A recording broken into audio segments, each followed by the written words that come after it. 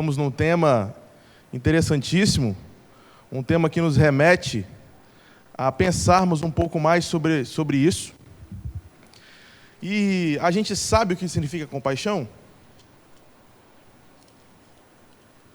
A gente sabe? Deveria saber, né? A gente está falando quase um mês, né? Bom, eu peguei uma tradução aqui no dicionário e eu queria compartilhar com os irmãos.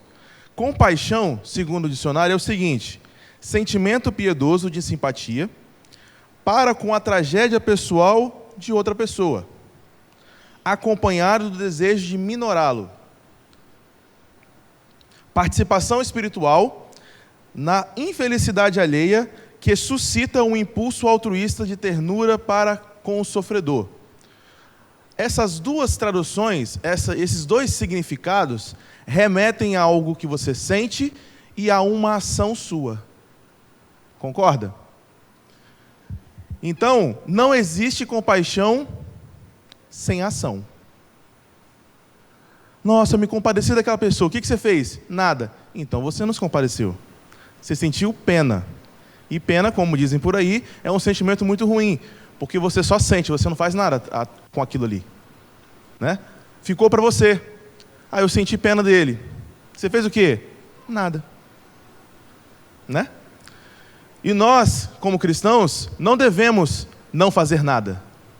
Nós temos sempre que fazer alguma coisa.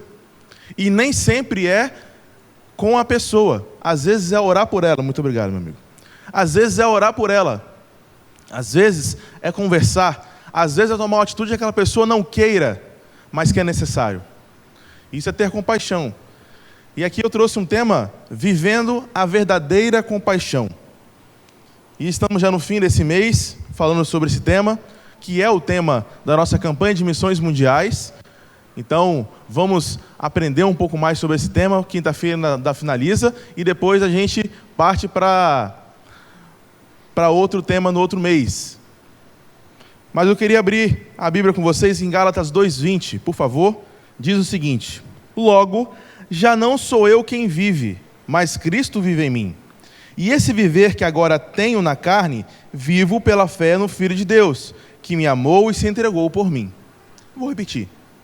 Logo, já não sou eu quem vive, mas Cristo vive em mim. E esse viver que agora tenho na carne, vivo pela fé do Filho de Deus, que me amou e se entregou por mim. Esse texto é um resumo da compaixão. Se você é compassivo, é porque Cristo morreu por você, você entendeu, se converteu e agora Ele vive em você. Amém? O mundo não tem compaixão, irmãos. O mundo não tem compaixão. E aí eu extraio 3 lições de como viver a verdadeira compaixão, né? Vivendo a verdadeira compaixão, que vive por Cristo e morre para nós mesmos. A compaixão que vive por Cristo e morre para nós mesmos. Logo no início do texto fala o seguinte: logo, já não sou eu quem vive, mas Cristo vive em mim. Paulo não está falando para você se matar, porque você se converteu. Paulo não está falando para você não correr atrás dos seus sonhos. Paulo não está falando para você abdicar de todas as suas rotinas e tudo mais por causa de Cristo. Paulo está falando que em tudo isso colocar Cristo em primeiro lugar. Eu vou fazer uma faculdade. Senhor, é isso que o Senhor quer para mim? Eu vou comprar uma casa. É isso que o Senhor quer para mim? É essa casa? Eu vou casar. É essa pessoa que eu vou casar? Eu vou para uma escola. É isso que eu tenho que fazer? Eu vou para um emprego. É isso? Então, todos os nossos sonhos antes devem necessariamente ser os sonhos de Deus. Porque senão nós não estamos vivendo de acordo com o que Ele pediu, de acordo com o que Ele falou, orientou, mandou. Se nós dissemos que nós somos servos, nós somos filhos, nós temos que necessariamente obedecê-lo. E se a compaixão é viver como Cristo mandou viver, o morrer para nós mesmos é viver para Cristo. E o sentido dessa palavra, que é morrer para mim mesmo, é te deixar inerte, né? O sentido dessa palavra morte, em algumas culturas, é inércia, é parado. Outras é passagem. E aí, É muito interessante que na nossa cultura aqui do Brasil, morto fala, morto reclama, morto sente, morto volta atrás? Não. Morto está ali. Isso daqui é inanimado, isso aqui então é morto. Então eu posso fazer o que eu quiser com isso aqui. Ele não vai ir para o outro lado porque eu estou puxando para cá. E nós devemos ser assim nas mãos de Deus. Movidos pela compaixão dele, porque ele sempre teve compaixão. Em vários textos do Novo Testamento, em que Jesus estava presente, o texto fala, e Jesus, movido pela compaixão, fez um milagre. E Jesus, com compaixão, Jesus, compassivamente, todos os textos que mostram Jesus, a compaixão estava presente, porque esse é um atributo dele, é o amor. A compaixão é como é que eu posso dizer? É a manifestação do amor. O amor sincero, o amor ágape. Nós vamos ver daqui a pouco, no próximo ponto. Então, se eu pudesse aplicar se eu pudesse, hein? Não estou dizendo que eu posso não, mas se eu pudesse aplicar isso ao plano horizontal, ou seja, eu com você, né? E Paulo fez isso, eu diria que eu teria que colocar você em primeiro lugar sempre, botando você como superior a mim. Isso é compaixão. Isso é estar movido por Jesus Cristo. Isso é viver como o que Ele ensinou. Isso é estar dentro do plano dele para nossas vidas. E aí não importa se eu sou pastor, se eu sou ministro de música, se eu sou quem quer que seja na igreja. Se você é cristão, se você se considera um servo de Deus, um filho de Deus, um servo de Jesus Cristo, essa compaixão é automática. Vem no pacote. É produto de série. E aí, eu vejo que Filipenses 2:3, Paulo falou algo parecido. Ele falou o seguinte: não façam nada por interesse pessoal ou vaidade, mas por humildade, cada um considerando os outros superiores a si mesmos. Então, quando nós morremos para nós mesmos e vivemos para Cristo, nós vivemos pelo outro. E isso é compaixão. Viver a verdadeira compaixão não é viver numa bolha isolada somente com nós e nossa família e os nossos. Não, é viver uma igreja. Aqui, nesse momento, deixa eu ver, não tem nenhum parente meu. Mas eu tenho que viver por vocês. Da mesma forma que vocês têm que viver por mim. E assim, um pelo outro. É assim que a igreja cresce. É assim que nós alcançamos o mundo. Por quê? Porque isso não existe lá fora. Essa compaixão verdadeira, que é eu ver a dor do Aron e ir lá ajudar ele, e isso é compaixão verdadeira, o mundo vê. Rapaz, o que esse cara tem com o Aron, que ele viu e ajudou? Isso é compaixão verdadeira. Se Cristo vive em mim, sou compassivo. Verdade ou mentira? Se eu não vivo mais por mim, eu penso mais no outro e coloco o meu semelhante como prioridade. E isso é viver para Cristo, e isso é viver com paixão. Então nós aprendemos que, vivendo a verdadeira compaixão, que vive por Cristo e morre para nós mesmos, e agora que vive somente por Cristo no amor. Que vive somente por Cristo no amor. E a segunda parte do texto diz o seguinte: e esse viver que agora tenho na carne, vivo pela fé no Filho de Deus.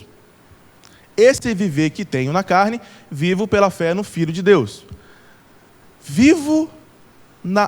Esse viver que agora vivo na carne. O que é viver na carne? É nesse mundo aqui, ó, em que nós estamos. É o nosso trabalho, é a nossa faculdade, é a nossa rotina dentro de casa, é os nossos familiares. Isso é viver na carne, é viver nesse plano aqui, ó. O que eu vivo aqui nesse plano, eu vivo no espiritual. Ou seja, nós não estamos aqui para fingir ser crente. Nós não estamos aqui com uma capa de crente aqui dentro da igreja. Porque isso é muito fácil fazer. É muito fácil, 1 ou 2 vezes na semana, eu botar minha capinha de crente no cabide, não, agora eu sou crente. E vamos para a igreja. Que isso? Isso não é ser crente. Isso não é ser cristão. Ser cristão é ser íntegro. E íntegro é ser o tempo todo. E esse texto fala: a vida que agora vivo na carne, vivo na fé pelo Filho de Deus. E aí, eu tenho esse ponto é muito interessante, que viver na carne é estar vivo, sentindo as emoções, sentindo as tentações tanto da carne como de caráter, né? Sendo tentado o tempo todo dos dois lados, e aí eu tenho que conviver com isso e ainda falar de Cristo, e ainda viver Cristo. Como é que a gente faz isso? Só com Cristo. Se não tiver Ele, a gente não consegue. Esse cristão que bota, cristão, né, entre aspas, que bota a capinha e vem para a igreja, um dia ele vai esquecer a capa. Um dia ele esquece. E aí a gente conhece quem verdadeiramente ele é. As capas que nós vestimos, elas nos ajudam a parecer alguma coisa que não somos para o outro. Mas para Deus, não adianta. Para quem realmente importa, não adianta. Para quem a gente deveria conseguir mentir, conseguir enganar, a gente não consegue. Se a gente tentasse enganar a Deus, o Jonas lá de Nínive, que iria para Nínive, teria conseguido. Não teria uma tempestade que jogaria ele no mar e mandaria para Tarsis, para Nínive. Então, esse amor que eu falei, como eu vivo em Cristo, viver no amor de quê? De Cristo. Qual é o amor que Ele tem por nós? É esse amor, ei, meu filhinho lindo. Não é esse amor. Não, a gente confunde esse amorzinho, esse carinho, como sendo o amor de Jesus Cristo. Não é esse amor, irmãos. É o amor sacrificial, conhecido como amor ágape. Nós devemos ter o amor ágape por qualquer um que está aqui, assim como Cristo teve para conosco. O que o amor ágape sugere, entre aspas, né? Sugere que você se sacrifique por aquela pessoa, se necessário. Aí a pergunta de ouro: nós nos sacrificamos pelo outro? Eu não vou nem tirar de casa, não. Por um primo, por uma tia, por um tio, nossos pais mesmo. A gente sacrifica por essas pessoas? E se sacrificar é tirar algo seu para dar, ou deixar de fazer algo para você, para o outro. E aí? A gente faz isso? Isso é amor ágape. Isso é viver para Cristo. Isso é viver na carne assim como no Espírito.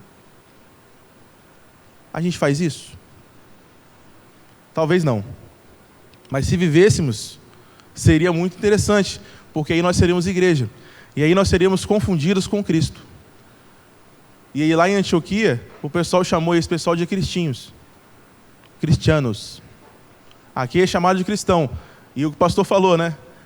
Foi uma grande perda ter essa tradução de cristãos. Teria que ser cristãos, é pejorativo mesmo. É imitadores de Cristo. Mini Cristo, sei lá, alguma coisa nesse sentido. Então a gente deveria tentar nos parecer com Cristo, trabalhando tanto no plano horizontal, que é eu com você, e eu com Ele. Porque Ele sabe o que está no meu coração.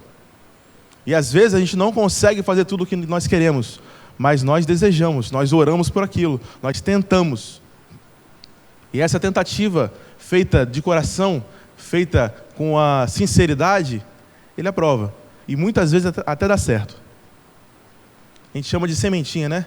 Eu tentei fazer algo, não consegui, mas eu plantei a sementinha. Aquela semente vai voltar, irmãos. Uma hora ela vai crescer. 1 João 4:21 fala o seguinte: e o mandamento que dele temos é este: quem ama a Deus, que ame também o seu irmão. Olha o que João falou. E o mandamento que dele temos é este: quem ama a Deus, que ame também o seu irmão.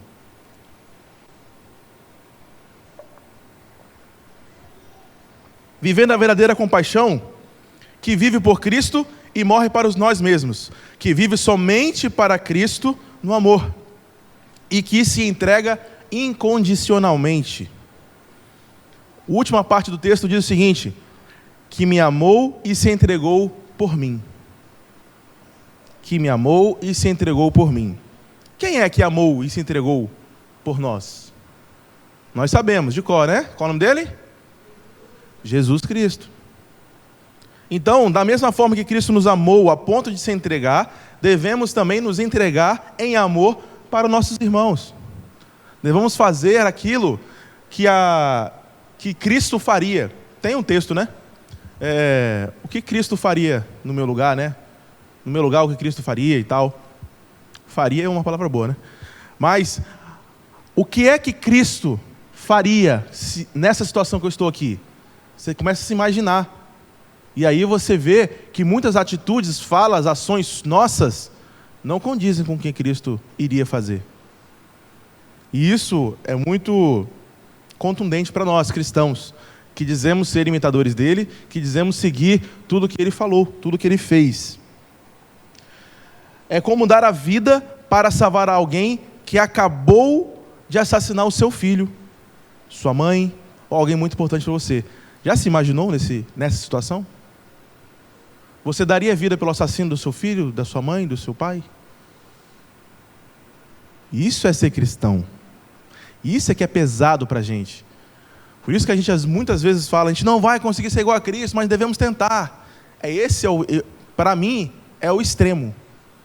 É eu imediatamente após um assassinato do meu filho, um daqueles 2 gêmeos lindos que vocês conhecem, eu ter que me entregar para aquela pessoa.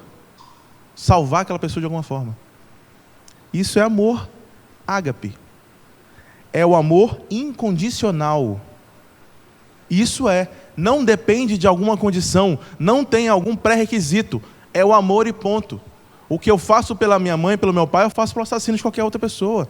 Eu faço por alguém muito ruim. Eu faço por alguém que eu nunca vi na vida. Isso é amor incondicional. É isso que nós temos que buscar. E aí, Lucas fecha dizendo: assim, pois, qualquer um de vocês que não renuncia a tudo o que tem, não pode ser meu discípulo. Renunciar a tudo que tem é não ligar por tudo que você conquistou, é não botar isso em primeiro lugar. Devemos buscar sim uma casa bacana, devemos buscar um carro, um emprego legal, mas isso não deve ficar em primeiro lugar na sua vida. Você deve abrir mão disso daí por causa de um irmão, por causa de Cristo. É complicado ser compassivo desse jeito, né, Fabrício? É mais legal ser compassivo, olhar para alguém que precisa, no nosso dia a dia, né? Alguém, sei lá, alguém em situação de rua, olhar e não, vou dar um dinheirinho. Fui compassivo. Será? Você foi compassivo para quem? Para ele ou para você? Devemos rever as nossas atitudes. A nossa verdadeira compaixão não é somente expressar uma esmola. É se dar por inteiro. Dar esmola não é ser compassivo, irmãos. Dar esmola não é algo que vai fazer falta para você. Ser cristão, ser compassivo é dar algo que faça falta a você. E isso é ser cristão. É duro, mas é isso. É pesado, mas é isso. Vou fazer o quê? Conclusão. Viver a verdadeira compaixão quer dizer que vive por Cristo e morre para nós mesmos, que vive somente para Cristo no amor, que vive e que se entrega incondicionalmente. Ou seja, compaixão não é pena, não é troca de favores, não é uma compaixão seletiva. Compaixão é imitar a Cristo. Viver a verdadeira compaixão é viver imitando a Cristo.